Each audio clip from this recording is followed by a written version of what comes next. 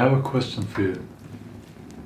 If you're a prepper, or if you have any ambition whatsoever of being prepared for what's coming, whatever you think that is. I think we all understand that things are changing rapidly, and you might have to fend for yourself in the near future. And if you believe that, are you prepared? I know lots of you guys, you are working hard on being prepared, but there are also some tough guys, and I see them in the comments to my videos, and they will write things like, well, there you are hiding in your cabin pretending to be a Viking, why don't you go out and fight against well, whatever hate object they have, you know, that's it's a blank space there, and you can fill it out with whichever group of people you hate most, okay? So why don't you go out and fight those people like... Yeah, I was going to say like a terrorist, but the point here is that these people, they I don't think they're so tough. And I have a question, especially for the tough guys out there. How often are you out in the wild? How often are you putting yourself into situations and surroundings where you have to rely on your skills and your ability to survive? Because I think lots of us, we feel that we should do that more, you know? And I'm not one of those tough guys. No. I try to be humble because I've been out there, I've been cold in the winter nights and out in the wilderness in Norway. I've even been buried by an avalanche. That was very serious. I could have died, you know.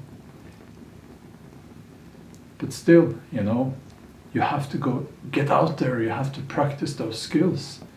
You have to practice this.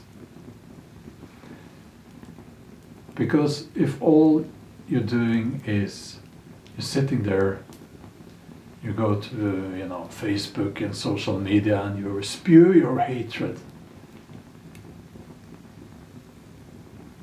that's no good. No good for nothing.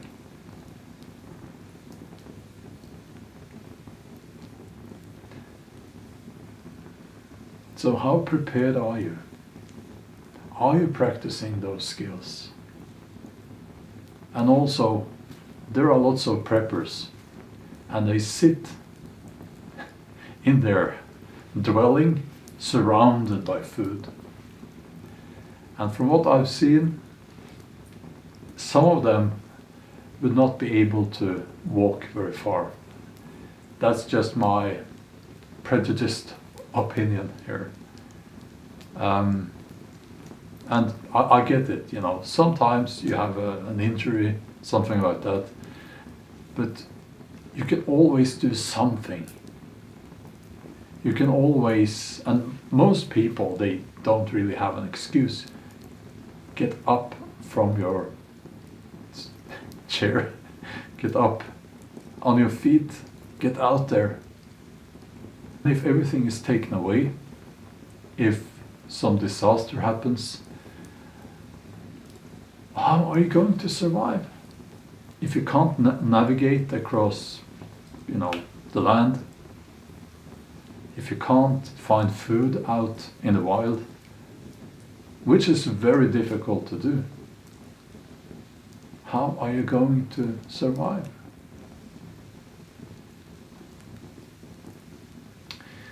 So, I guess, you know, I'm calling out people here, and I'm going to call out myself as well. Because I've been, I was going to say lazy, but that's not really true.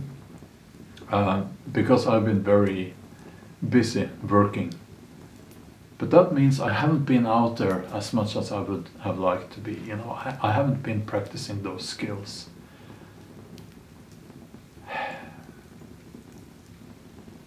So that's coming up now. You know, that's something I need to do. And also,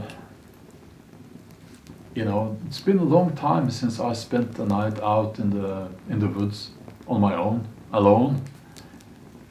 And it's something I enjoy doing actually, but it's been such a long time. So it's time for that again. So yeah, I need to get out there and practice those skills as well, you know. It's a process that never stops. We must continue to learn. We must not sit down and become too confident in our dwelling, in our, you know, location.